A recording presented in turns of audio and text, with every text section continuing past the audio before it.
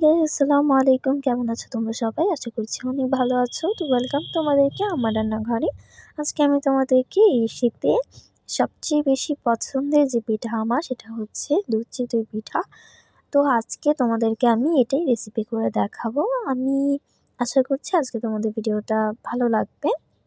R I hope তোমরা অপেক্ষা করেছিলে কখন চ্যানেলে এই রেসিপিটা আসবে। তো আজকে নিয়ে চলে আসলাম। যারা পারো না পারফেক্ট চিতই পিঠা তৈরি করতে, আজকে ভিডিওটা তাদের জন্যই। সো চলো বেশি দেরি না করে দেখে আসি কিভাবে তৈরি করব। তো পিঠা তৈরি করার জন্য প্রথমেই আমি এখানে পরিমাণ মতো চালের গুঁড়ো নিয়ে নিয়েছি। আমি এখানে মেজারমেন্ট কাপে 2 কাপ পরিমাণ চালের গুঁড়ো দিয়ে দিয়েছি। তার সাথে হাফ চা চামচের থেকে একটু বেশি লবণ দিয়ে দিয়েছি। তোমরা তোমাদের পরিমাণ অনুযায়ী দিবে। তারপর এখানে কোনো পরিমাণের প্রয়োজন নেই, শুধু পানি দিয়ে দিবে। তারপর ভালো করে নেড়ে চেড়ে চালের গুঁড়িটা মিক্সড করে নিবে পানির সাথে। এখানে পরিমাণ বলা যায় না, কারণ কতটুকু পানি লাগবে সেটা হচ্ছে আমাদের ঘনত্বটার উপর ডিপেন্ড করবে। আমি তোমাদের দেখিয়ে দিব যে কতটা ঘন রাখবে এটা। তো দেখো এখানে মনে হচ্ছিল ওই যে একটা পাউডার থাকে না, পানি অ্যাড করলে যে শক্তভাবে ধরলে একদম শক্ত আর নরমভাবে ধরলে নরম, এরকম লাগছিল। যাই হোক, পরবর্তীতে আমি এটা আরও পানি দিয়ে ভালো করে এটাকে একটা ডো করে নিয়েছি। দেখতে পাচ্ছ এরকম ঘন হবে, একেবারে ঘনও না একেবারে পাতলাও না, এরকম একটা ডো করে নেব। তারপর এখানে আমি মাটির একটা পাত্র নিয়ে নিয়েছি, যেটাতে চিতই পিঠার পাত্র বললেই দোকানে কিনতে পেয়ে যাবে, মাটির যে কোনো দোকানে। আর একটা মাটির ঢাকনা। তারপর এখানে একটা কাপড়ে তেল লাগিয়ে নিয়েছি। তেল লাগিয়ে আমি মাটির পাত্রটাতে ভালো করে তেলটা মেখে ব্রাশ করে দিয়ে দিব।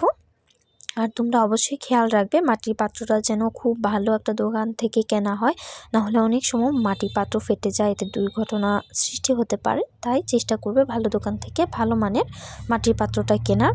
মাটির পাত্র অনেক সময় কম পোড়ালে এরকম হয়ে থাকে।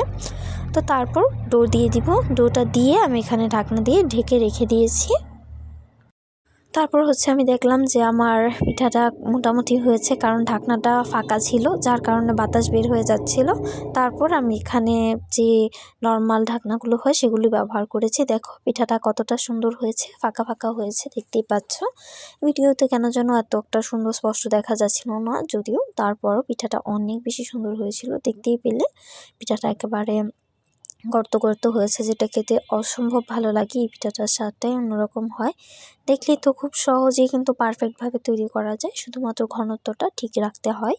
তারপর এখানে আরেকটু তেল দিয়ে দিয়েছি, দিয়ে ভালো করে কাপড়টা দিয়ে মুছে এখানে আমি আবারও পিঠার যে ডোটা করে রেখেছি সেটা দিয়ে দিব। দেখলে আর এই যে কালো কালো দেখতে পাচ্ছ, এটা কেন যেন আমি বুঝতেই পারিনি, কড়াই থেকে এটা উঠেছে, মাটির পাত্রটা থেকে আর কি। তো এই যে এখন এটাও তুলে নিব। দেখো কতটা সুন্দর হয়েছে, একেবারে গর্ত গর্ত হয়ে অনেক সুন্দর হয়েছে। তো এভাবে সবগুলো পিঠা তৈরি করে নিয়েছি। আর এদিকে দুধ বসিয়ে দিয়েছি, যতটুকু দুধ প্রয়োজন হবে ঠিক ততটুকু। তো দুধটা ভালো করে জাল করে একটু মোটামুটি করে নিব ঘন।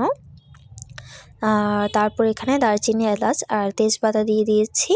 তেজপাতা দিয়ে এটা দেওয়ার কারণ হচ্ছে যাতে টেস্টটা ভালো আসে, একটা সুন্দর ফ্লেভার আসে, তার জন্য।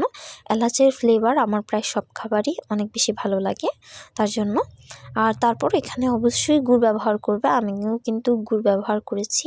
গুড়টা ছোট ছোট করে টুকরো করে বা গ্রেট করে সেটা এখানে দিয়ে দিবে। আমি গ্রেট করে দিয়ে দিয়েছি, যাতে খুবই সহজে গুড়টা গলে যাবে। দেখতেই পাচ্ছ খুব ভালো করে গুড়টা মিশিয়ে ফেলবো দুধটার সাথে। যখন দেখতে পাবো যে গুড়টা গলে গেছে আর দলা নেই নিচে, তখন আমি হচ্ছে পিঠাটা দিয়ে দিব। তবে তার আগে এটাকে খুব ভালো করে নেড়ে চেড়ে একটু ঘন করে জাল করে নিতে হবে। আর অবশ্যই মিষ্টিটা চেক করে দেখবে কতটুকু মিষ্টি হয়েছে। যদি আরেকটু মিষ্টি প্রয়োজন হয় তাহলে আরেকটু গুড় দিয়ে দিবে। তো দেখতেই পাচ্ছ বলক চলে আসছে, কিন্তু বলক চলে এসেছে। এখন আমি দিয়ে দিব পিঠাগুলো, আমার নিজে হাতে বানানো সুন্দর সুন্দর পিঠাগুলো আমি এখানে দিয়ে দিচ্ছি। সবগুলো পিঠা দিয়ে দিব। পিঠাগুলো দিয়ে খুব একটা বেশি নাড়াচাড়া করার প্রয়োজন নেই। অনেকে পিঠাটা কেটেও দেয় মাঝখানে, চাইলে কেটে দিতে পারো। আমি আস্তেই দিয়েছি যেহেতু ছোট ছোট করে তৈরি করেছি পিঠাগুলো। এখন হচ্ছে এটা নেড়ে চেড়ে এই তো একটু ডিপ করে দিলাম দুধে, যাতে দুধটা ভালো করে ঢুকে ভিতরে। কিছুক্ষণ পর হচ্ছে খুব সুন্দর করে এটা বলক চলে আসে। তো দেখতেই পাচ্ছ পিঠাটা দেখেই বোঝা যাচ্ছে যে কালারটা চেঞ্জ হয়ে গিয়েছে এবং পিঠাটার ভেতরে ঢুকে গিয়েছে দুধটা। তো এই পর্যায়ে হচ্ছে এটাকে আমি চুলা বন্ধ করে নামিয়ে ফেলবো। তো এই তো আমার তৈরি হয়ে গেছে এই শীতে গরম গরম মজাদার স্বাদের চিতই পিঠা বলো বা দুধ চিতই পিঠা।